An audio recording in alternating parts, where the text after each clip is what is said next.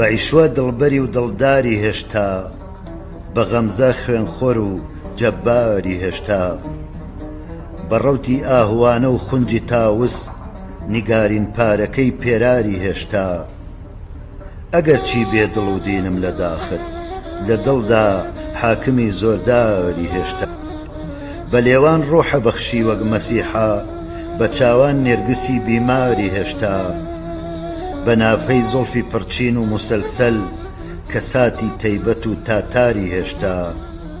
ئەمن سەرمایەکەم بەربادەوە خۆ، لەبەر من عاجز و غەمخواری هێشتا.